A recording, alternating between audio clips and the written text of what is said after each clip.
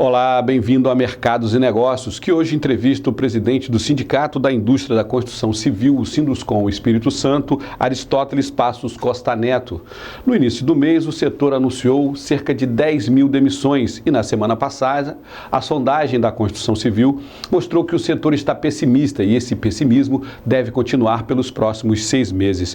Senhor Aristóteles, obrigado pela sua participação aqui em Mercados e Negócios. Quer dizer, pelo que a gente está vendo aí, o setor é um reflexo do que está acontecendo, está sentindo reflexo do que acontece na economia como um todo, né? Altas taxas de juros, financiamentos sendo cada vez mais restritos, e é um setor que precisa desses recursos pesados, porque o que se vende ou o que se constrói é caro e demora muito para ficar pronto, né? É verdade. O setor da construção civil, primeiro é preciso ser entendido o que é a construção civil. A construção civil, ela abrange atividades na área de obras públicas, na área de obras industriais e na chamada indústria imobiliária. Então, quando se fala em construção civil, você está falando de um parque de empresas que presta serviço em diversos segmentos, obras públicas, industriais e a indústria imobiliária, que é a construção de prédios, de apartamentos, de salas, de lojas. Esse setor é considerado como uma mola da economia. Ele é o termômetro da economia. Em qualquer lugar do mundo, a construção civil reage bem se a economia estiver em crescimento, mas também ela reage muito mal quando uma economia entra em recessão. É um setor que dá respostas imediatas a crescimento e a recessão. E nós estamos vivendo nesse momento de recessão. Já há mais de 12 meses que a gente vem sentindo esse desaquecimento econômico. A gente vinha percebendo erros dos fundamentos econômicos do nosso país. É claro que todo mundo que tem planejamento estratégico, que tem percepção de indicadores econômicos, vinha percebendo que algo não estava bem.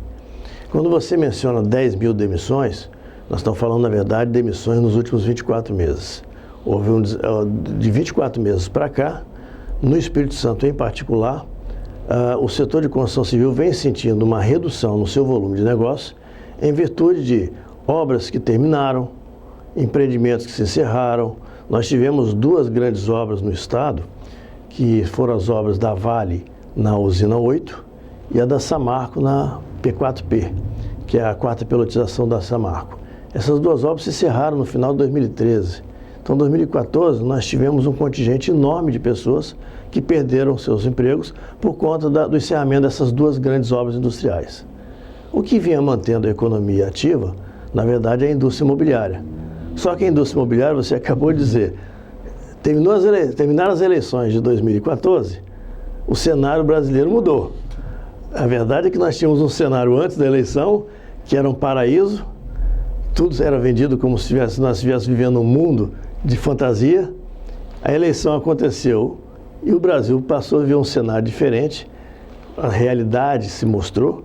E a partir desse início de ano, as medidas de ajuste fiscal estão pegando diretamente a construção civil. Você falou em aumento de juros, aconteceu. Contingenciamento de crédito está acontecendo. Tributos aumentados, está acontecendo. E aliado a isso, existe um outro fator que talvez a população não perceba, que é o seguinte: a população até tem dinheiro para comprar. Não reclama de falta de dinheiro na população.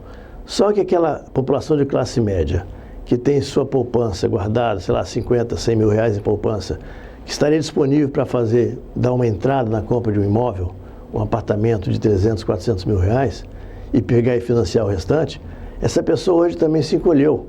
O receio do dia de amanhã, se ela vai estar empregada ou não, acabou recolhendo essa pessoa do mercado e a pessoa segurou a sua decisão de investimento. Portanto, isso é uma cadeia e pega todo mundo. Quer dizer, o cidadão não quer comprar porque não sabe o dia de amanhã se vai poder pagar, o desemprego está aumentando, inclusive na construção civil, então é tudo uma cadeia. Que perspectiva vocês veem para os próximos meses? A sondagem mostrou que 500 e poucas empresas do setor pequena, médio e grande porte não tem investimento, não tem futuro, calma, está todo mundo parado. Para depois desses 6 meses, vocês têm alguma perspectiva ou o ano está perdido? Olha só, uma visão bastante pragmática, a gente percebe o seguinte: não há crescimento, não há perspectiva se não houver crescimento da economia do país. Se você falar em PIB negativo este ano, nós vamos ter uma situação complicada. e tudo indica que este ano nós vamos registrar um PIB negativo, ou seja, os negócios no Brasil não crescerão, salvo algumas exceções. Alguns vão decrescer muito. Nós não estamos sentindo sinais de melhoria nos próximos meses. Nós estamos acreditando no seguinte: esse ajuste fiscal é duro, é um ajuste fiscal pesado, necessário. Todo mundo que é responsável o suficiente entende que o ajuste fiscal é necessário para o Brasil, por mais duro que ele possa ser, e que esse ajuste fiscal tem que trazer resultados. A gente está todo mundo apostando nisso, todo mundo aceitando aumento de juros, aumento de tributos, aceitando assim. Ninguém está aceitando, nós estamos admitindo, estamos engolindo isso, digamos assim, não é verdade? Nós todos temos que aceitar. O cidadão está pagando? Está pagando. Vai pagar a conta de luz mais cara, a água, uma série de coisas. Então nós estamos apostando que esse ajuste fiscal cumpra o seu papel. Ou seja, que ele funcione e que no final de 2015 comece a dar algum sinal de que em 2016 será melhor. 2015, a nossa visão, é um ano perdido. Nós vamos trabalhar com o que temos. O que é trabalhar com o que temos? As empresas da área imobiliária em particular estão trabalhando seus estoques, reduzindo os estoques, fazendo promoções, ofertas, se capitalizando para poder trabalhar novos produtos no final do ano ou em 2016. Nós realmente não acreditamos em nenhuma recuperação neste ano 2015. Mas sim em 2016. Isso porque somos otimistas. Existem profissionais de economia mais pessimistas que dão conta de que nem 2016 terá recuperação ainda. Nós temos que esperar 2017. Mas eu acho que nós não aguentamos mais de um ano de recessão. A economia precisa apresentar algum sinal de melhoria em 2016. Vou pedir licença ao senhor para fazer um pequeno intervalo. Já já a gente volta conversando sobre o setor público. O que ele pode ajudar vocês a saírem dessa crise. Perfeito. A gente volta já já com Mercados e Negócios, que hoje entrevista o presidente do Sindicato da Indústria da Construção Civil, Aristóteles Passos Costa Neto. Até já.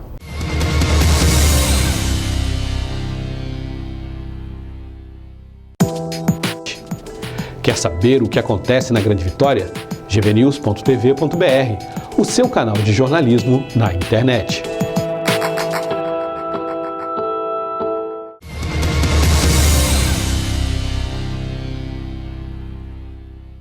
Estamos de volta com Mercados e Negócios, que hoje entrevista o presidente da Indústria da Construção Civil, Aristóteles Passos Costa Neto. Aristóteles, no primeiro bloco nós fizemos um retrato de como está a situação do setor hoje. Para o futuro, que área pode ajudar vocês a enfrentarem essa crise? O governo do estado avisou que as grandes obras que estavam previstas, Quarta Ponte, Aquaviário, que veio a precisar de algumas estações aqui e ali. Quer dizer, o governo do estado está praticamente parado, não tem investimento esse ano. O governo federal anuncia que até o Minha Casa Minha Vida vai sofrer restrições, que era uma coisa que vocês do setor de construção civil estavam olhando. Pelo menos isso vai se salvar. Nem isso se salvou do ajuste lá. Como é que vocês estão vendo para sair, para enfrentar essa nova etapa que vem por aí? Bom, a sua análise está correta. Eu acho que o estado do Espírito Santo e os municípios capixabas vivem um reflexo do que está acontecendo no país, não é diferente. Então, se o país vive um momento de dificuldade econômica, isso se reflete diretamente no estado, no município, são receitas menores, a economia como um todo diminui e os impostos reduzem, uma série de dificuldades. O que nós estamos vendo, e isso está sendo trabalhado a nível nacional pela nossa entidade, que é a Câmara Brasileira da Indústria da Construção, junto com o governo federal, é que no país onde o governo perdeu capacidade, está sem recursos para fazer investimento, você observa que o ajuste fiscal proposto pelo governo reduz quase 80 bilhões, 70 bilhões na verdade, só que reduz investimentos, não reduz custeio. Investimento é tudo que o Brasil precisava para sair dessa crise. E são justamente os investimentos que estão sendo cortados. O que nós precisamos é entender que a iniciativa privada tem um papel importante nisso.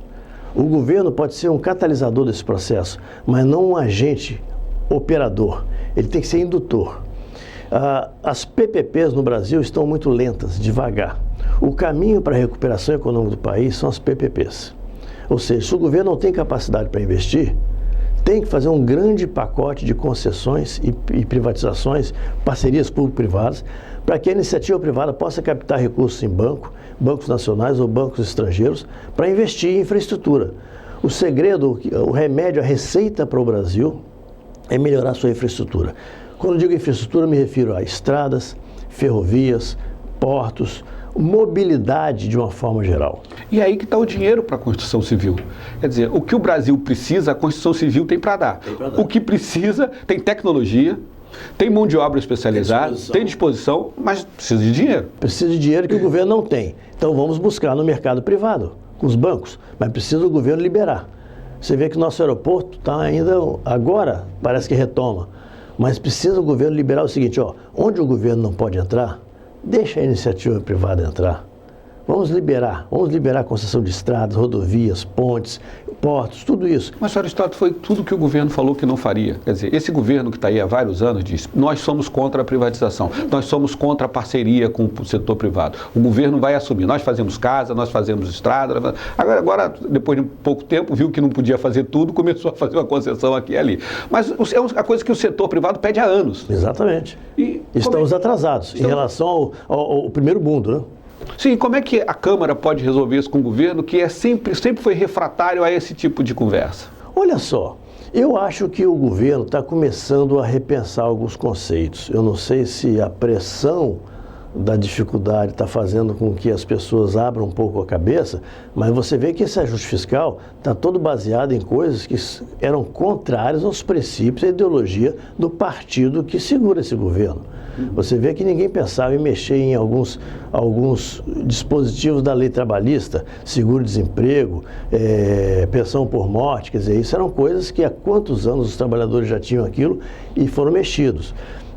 Aumento de juros, a carga tributária, eram conceitos, a luz, a energia, há algum tempo atrás você viu uma entrevista na televisão da presidente anunciando uma redução da energia, agora voltou ao normal, quer dizer, pode ser que esse governo, com essa equipe econômica lá, eles possam rever conceitos e mudar um pouquinho o caminho, o rumo, o norte que estão dando ao país. Por isso que a gente acredita que, de repente, os PPPs possam ganhar força nessa nova gestão. Porque se não ganhar força, nós não temos saída. Porque a redução de 70 bilhões do governo, basicamente, foi investimento. Cortando PAC, cortando Minha Casa Minha Vida, cortando portos, cortando transporte, cortando tudo que não poderia cortar. Nós vamos continuar amargando aí um atraso em uma série de coisas no Brasil. Quer dizer, essa é a esperança do empresariado, que o governo entenda que é hora de mudar definitivamente o rumo. Olha, não tem jeito. Mas deixa eu ver, o governo, esse é o desejo do empresariado, mas o governo vai lá e aumenta o dinheiro para os partidos. Não corta na carne, quer dizer, não diminui o número de ministérios, não chama o empresariado para uma conversa séria com relação a essas necessidades. Quer dizer, ainda não há essa conversa do governo com o empresariado. O governo tomou decisões e toma decisões, até com essa nova equipe econômica, sem sentar com a sociedade para discutir. Então, eu fico pensando assim, é um sonho, é um desejo, não é uma realidade hoje de sentar na mesa e olha, o que é que nós podemos fazer juntos? Não tem essa parceria. Não existe. O governo não conversou com ninguém. A verdade é que todos os setores, o nosso em particular, foi alcançado de surpresa com essas medidas. A eleição aconteceu em outubro. Em janeiro, a equipe econômica anunciou e não conversou com ninguém, não perguntou se você podia, ou seja, necessário fazer isso, ajuste fiscal, e fez.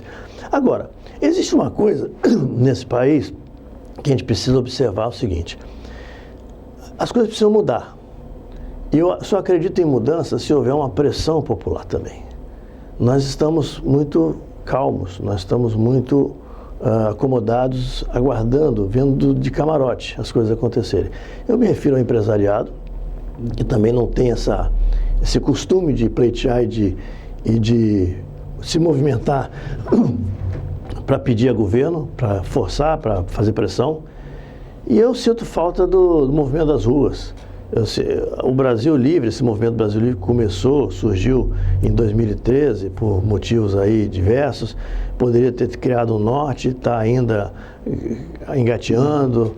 Eu me lembro, eu sou da época, certamente você lembra, nós mudamos esse país com os caras pintados na rua. Onde é que estão os caras pintadas? Os estudantes que saíram das universidades, saíram dos colégios para poder pleitear melhorias, mudar aquilo que estava acontecendo. Eu acho que está na hora de o brasileiro começar a mostrar que não está satisfeito com isso, pressionar o Congresso. O Congresso, de certa forma,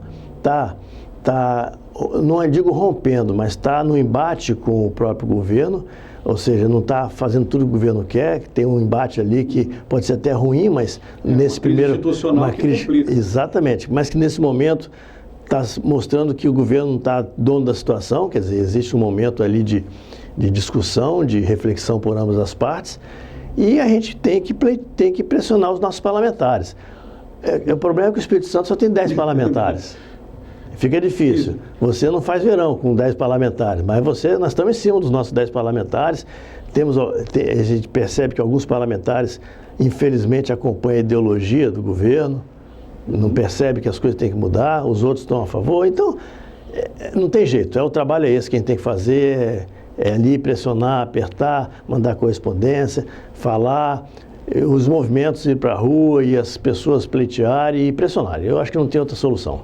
Eu acho que nós vamos ter que ser proativos, como dizem. Muito proativos para poder ajudar, não é atrapalhar, é ajudar o governo a achar o rumo que tire todo mundo. Ninguém quer quebrar o governo. Queremos. Mostrar, nós não estamos satisfeitos com isso, queremos aquilo. O governo pode fazer só o que ele quer. Sr. Aristóteles, esse setor da construção civil aqui no Espírito Santo emprega quantas pessoas mais ou menos e tem quantas empresas envolvidas? Nós tivemos, em 2012, o pico de contratação no estado de 63 mil trabalhadores no estado, quando nós tínhamos aquelas obras grandes que eu me referi. Hoje nós estamos com 53 mil. Nós perdemos 10 mil postos de trabalho nesses últimos 24 meses. Só que este ano de 2015, em particular, nós já perdemos, no primeiro trimestre, 1.500 postos de trabalho. Estamos na iminência de perder mais 1.000 nos próximos meses. Quer dizer, nós vamos chegar aí a uns 50 mil trabalhadores na construção civil no estado. O que é um número razoável ou é um número baixo? Vocês têm capacidade para empregar muito mais? É o maior empregador do estado. Tirando o setor da agricultura, a agricultura é sempre o setor com mão de obra mais intensiva, a construção civil é o maior empregador do estado, com 50, chegando a 60. Nós temos espaço para ter mais empregados, mas hoje o momento não permite. Mas chegamos a ter 63, poderíamos ter até mais do que isso. Chegamos até a ter um apagão de mão de obra. Não sei se vocês lembram, em 2012, no auge das obras, nós chegamos até a ter um apagão de engenheiros, um apagão de mestres de obras, de profissionais especializados. Agora não, agora nós estamos confortáveis.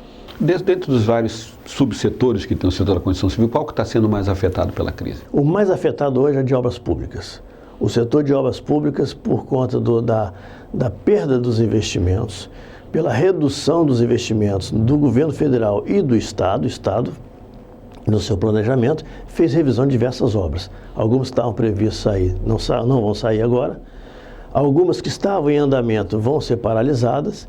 O governo vai priorizar obras. Com isso, as empresas perdem seus contratos. Nós temos diversas empresas de obras públicas em situação financeira muito difícil. Então, eu diria para você que é o setor que mais sofre com esse momento. Quer dizer, a perspectiva do ano não é boa. É trabalhar, é aquela história, né? O empresário, nesse momento, tem que ter uma lupa em cima do seu negócio e cada centavo vai contar para ver quem vai sobreviver ou não, né, nessa crise. A gente já está até que tem até uma frasinha famosa dizendo: este ano é o ano de administrar fluxo de caixa. As empresas que se prepararam, que tiveram percepção do que poderia acontecer e se prepararam em 2014, fortalecendo o seu caixa, deixando de jogar dinheiro fora, digamos assim, que ninguém joga dinheiro fora, mas gastar menos, e montaram o seu caixa através de 2015. Aqueles que não souberam fazer isso vão ter muita dificuldade para atravessar o ano. Professor, obrigado por sua participação aqui no Mercados e Negócios, uma entrevista boa, é sempre bom estar aberto aqui no setor da construção civil, outros subsetores que o senhor indicar, para vir aqui falar da sua situação especificamente, para a gente ir conversando e mostrando para as pessoas como é que a gente vai atravessar a crise, porque ninguém quer viver essa crise mais do que o necessário, né? Todo mundo quer ver logo a luz no final do túnel, porque tem muito chefe de família aí dependendo disso. Com certeza. Ok, muito obrigado. Obrigado a vocês pela oportunidade, estou sempre à disposição. Obrigado. Obrigado por assistir Mercados e Negócios. A gente volta na próxima semana com uma nova entrevista. Mercados e Negócios, traduzindo o economês para o português.